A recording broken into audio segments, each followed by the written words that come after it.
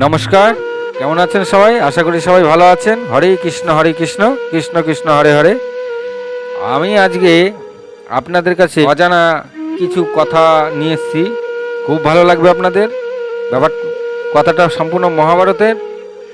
এই যে মহাভারতে যুদ্ধের সময় যে শঙ্খগুলি বাজিয়েছিল সবাই, সেই শঙ্খগুলির নাম নিয়ে এসেছি।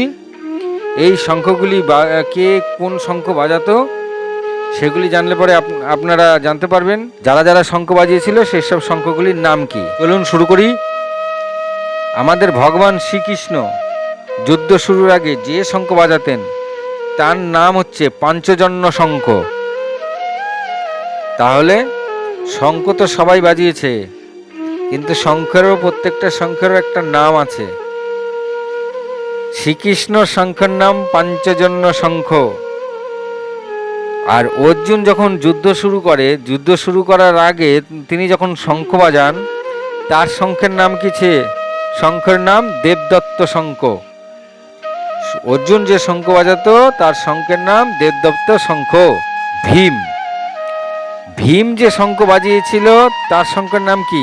শোনা যায় ভীম যখন শঙ্খ বাজাতো, অপোজিটে বা বিপরীতে যে সৈন্যরা থাকতো তারা ভয়ে শিউরে উঠত।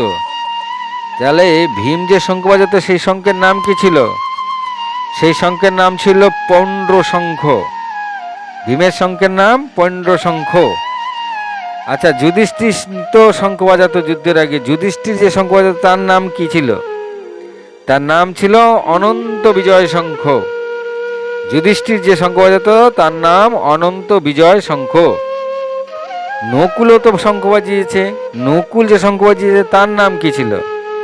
নকুলের শঙ্খের নাম ছিল সুমোগ শঙ্খ। সুমোগ শঙ্খ।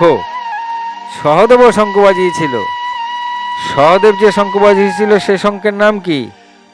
সহদেবের শঙ্খ যে বাজিয়েছিল তার নাম মণি পুষ্পক শঙ্খ। মণি পুষ্পক শঙ্খ। হরে কৃষ্ণ।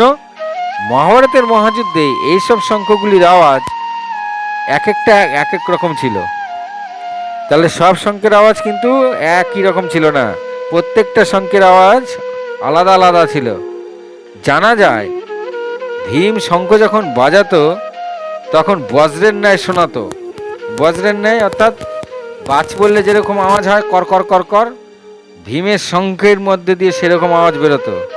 আর তাতেই বিপরীতে যে সৈন্যরা থাকতো তারা ভয়ে শিউরে উঠতো। হরে কৃষ্ণ হরে কৃষ্ণ। আজ এই পর্যন্তই। ভালো থাকুন, সুস্থ থাকুন, সাবস্ক্রাইব করুন, শেয়ার করুন। শেয়ার করলে ভালো লাগে। হরে কৃষ্ণ। আজ এই পর্যন্ত।